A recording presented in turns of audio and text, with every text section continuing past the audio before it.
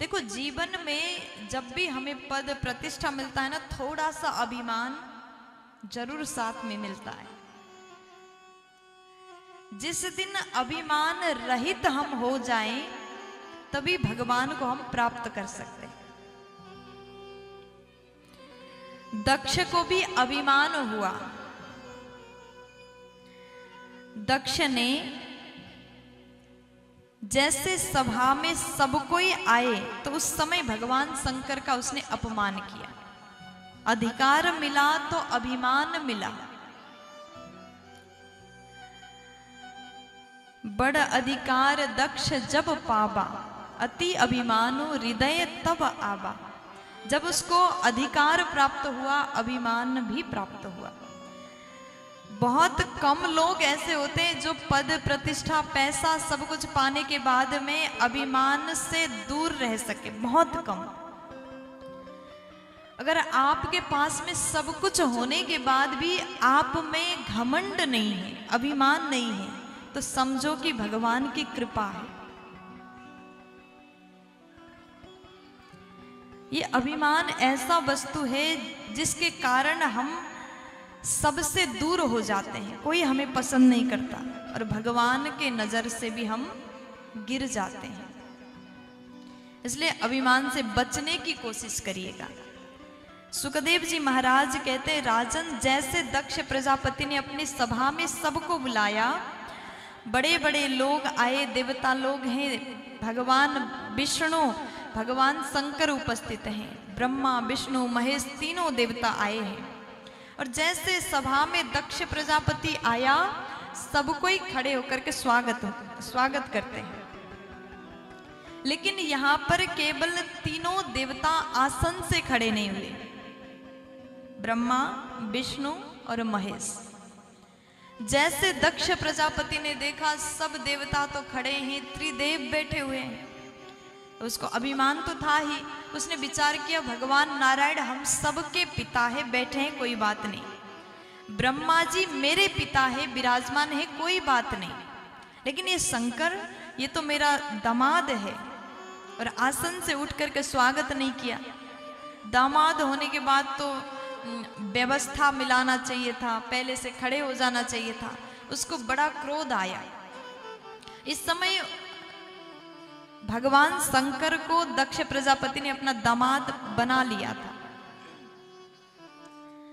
अब उसके बाद श्री सुखदेव जी बोले, जैसे दक्ष को क्रोध आया, देखो जब भी आपको अभिमान होता है ना, तो छोटी छोटी बात पर क्रोध आता है।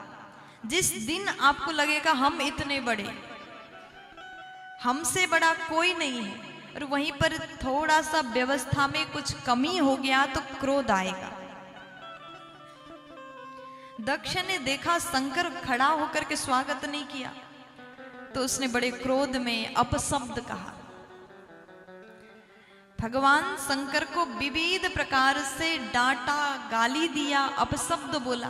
लेकिन भगवान भोलेनाथ इतने भोले हैं, इतने भोले हैं, चुपचाप सुनते रहे। दुनिया में ऐसा कोई व्यक्ति नहीं है, कोई सामने से आपको गाली दे और आप शांति से सुन सको, इतना धैर्य किसी में भी नहीं है।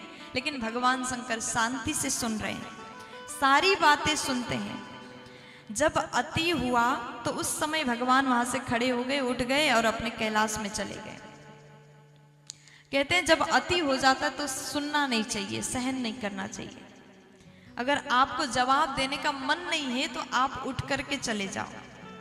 कोई आपको डांट रहा है, चिल्ला रहा है, गाली दे रहा है, तो उस समय आप वहां से चले जाओ, इसी में भलाई है। कोई आपको गाली दे, आप वापस उसको गाली देंगे तो उसमें और आप में क्या अंतर रहा? तो उस समय चुपचाप से खड़े होकर के चले जाओ। आज भगवान चुपचाप कैलाश चले गए। अब दक्ष ने विचार किया, इतना अपमान तो कम पड़ गया, और ज्यादा सुनाना था। तो उसने एक बार एक विशाल यज्ञ का आयोजन किया और उस यज्ञ में संपूर्ण देवता को बुलाया।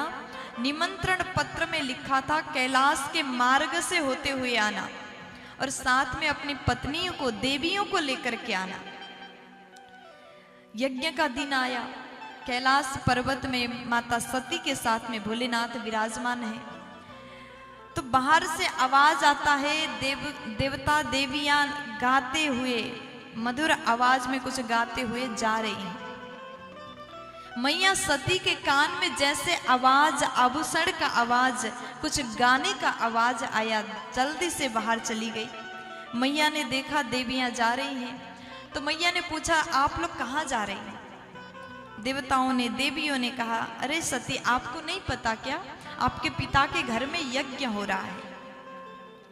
अब सती देवी को पता तो नहीं था, लेकिन मैया बोली कि मैं भी जाने की तैयारी कर रही थी, आप लोग चलिए, हम आ रहे हैं। सती देवी अंदर गई, भगवान शंकर से बोली कि प्रभु, मेरे पिता के घर में यज्ञ है और हमको चलना चाहिए, चलिए हम दोनों साथ में चलते हैं। लेकिन भोलेनाथ कहते, देवी, जहां से बुलावा ना आया हो ऐसे स्थान पर नहीं जाना चाहिए। वैसे कहते हैं, पिता के घर, गुरु के घर, मित्र के घर बिन बुलाए भी आप जा सकते हैं, लेकिन अगर संबंध अच्छा नहीं है तो वहां जाना उचित नहीं है। प्यार से बोलो। तो आज भोलेनाथ भगवान शंकर जी, भोलेनाथ मैया को समझाते, देवी वहां जाना उचित नहीं है। दक्ष प्रजापति भगवान से कितना नफरत करता, ये बात भगवान ने सती देवी को नहीं बताया। मैया खूब जिद करती, प्रभु चलिए ना, हम लोग चलेंगे तो पिताजी को अच्छा लगेगा। भगवान बोले कि नहीं नहीं, हमें नहीं जाना चाहिए, बिन बुलाए हम कैसे जाएंगे। सती देवी खूब मनाती हैं। पहले कहा, मेरे पिता के घर चलिए। अब भगवान नहीं माने तो मैया कहती है, आज सती देवी बोली कि प्रभु आप अपने ससुर के घर चलिए। प्रजापतेस्ते ससुरस्य सांप्रतम। पहले कहा मेरे पिता के घर चलो, मेरे पिता के घर चलो। भगवान नहीं माने तो मैया बोली कि आप ससुर जी के घर चलो। मैया को लगा कि शायद ऐसे बताऊंगी तो भगवान मान जाए, लेकिन भगवान बोले, देवी मैं तो नहीं जाऊंगा। मैया ने खूब जिद किया। भगवान बोले, मैं नहीं जाऊंगा, अगर आपको जाना है तो आप चले जाइए। देखो, कोई भी व्यक्ति को आप एक बार समझाएंगे, 2 बार समझाएंगे, ज्यादा से ज्यादा 10 बार समझाएंगे, फिर भी ना मान रहे हो तो उस समय उसी अवस्था में छोड़ देना चाहिए। आपके बार बार समझाने पर आपकी बात को सामने वाला नहीं मान रहा है तो वहीं छोड़ दीजिए, क्योंकि वही होगा जो उसके भाग्य में होगा। जब उसे ठोकर लगेगा तो अपने आप समझ में आ जाएगा। प्यार से बोल दीजिए ना। तो आज मैया सती भगवान की बात को नहीं मानी। भगवान बोले, ठीक है जाइए, अब हम ज्यादा नहीं रोकेंगे। तो जैसे माता सती भगवान को प्रणाम करके वहां से जैसे निकली, भगवान जानते हैं कि अब होने क्या वाला है, साथ में गण को भेज दिया। और जैसे सती मैया अपने पिता के भवन में पहुंची, पिता के घर में पहुंची, जितनी बहनें थी सब सती को देख करके हंसने लगी, मुस्कुराने लगी। अरे सती तुम आ गई, आ जाओ। मुस्कुरा करके सती का स्वागत कर रही हैं। आपके किसी के घर पे जाने के बाद कोई आपका वेलकम कर रहा है मंद मुस्कान के साथ, अरे आप आइए आइए, स्वागत है, मुस्कान के साथ में आपका स्वागत कर रहा है तो समझो सही है। और लेकिन कोई बहुत मुस्कुरा रहा है, अरे आप आए बहुत अच्छा लगा, बार बार बिना बात के मुस्कुरा रहा है, बनावटी हंस रहा है, तो समझो कुछ गड़बड़ है। उस समय समझ जाना चाहिए कि जिस घर में हम आए हैं उसको हमारे आगमन से दुख हो रहा है, और वहां पर ज्यादा रुकना नहीं चाहिए, आप तुरंत वापस चले जाइए। आज यहाँ पर सती मैया के बहनों ने बहुत मुस्कान के साथ में स्वागत किया। अरे सती आ जाओ, तुम कैसे अकेली आ गई, और तुम्हारा पति वो कहाँ गया, पति को छोड़ के आ गई। विविध प्रकार के बातें करने लगे। अब सती मैया ने कहा कि माँ मैं आपसे बाद में मिलती हूँ। सीधा यज्ञशाला में गई, जहाँ पर यज्ञ हो रहा था।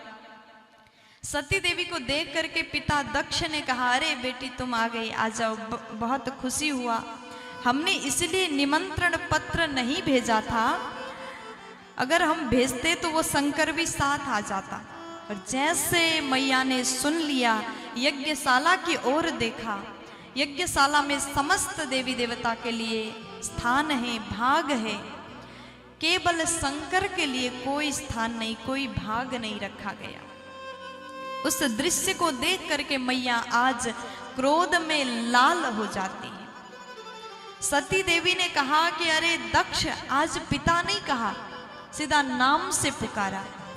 आज मुझे तुम्हें अपने पिता कहते हुए शर्म आ रही है। इतना विशाल यज्ञ किया और भगवान शंकर का अपमान, और तुमने कैसे सोच लिया कि उनके अपमान से तुम्हारा यज्ञ सफल होगा। देखो, जिस यज्ञ में भोलेनाथ का अपमान किया गया हो, जिस यज्ञ में भगवान शंकर के लिए कोई जगह न दिया गया हो, वो यज्ञ कदापि पूर्ण होने वाला नहीं है। इसलिए भगवान शंकर का स्थान रखना जरूरी है। आज सती देवी ने कहा, यज्ञ तो कर लिया पर तुम्हारा यज्ञ पूर्ण नहीं होगा, और मुझे तो धिक्कार है कि मैं तुमसे पैदा हो गई, तुम्हारी बेटी हूँ, तुमसे मिला ये गोत्र, तुमसे मिला ये नाम, इसके साथ में मैं जीना नहीं चाहती। अगर मैं भगवान के पास जाऊंगी तो वो मुझे दाक्षायणी कहेंगे, तुम्हारे नाम से जोड़ करके मुझे पुकारेंगे, और जो मैं कभी सुनना नहीं चाहूंगी। मैया ने अत्यंत क्रोधित होकर के योगाग्नि प्रकट किया और उसी अग्नि में अपने शरीर को समाप्त कर दिया। जैसे सती जी ने देह त्याग किया,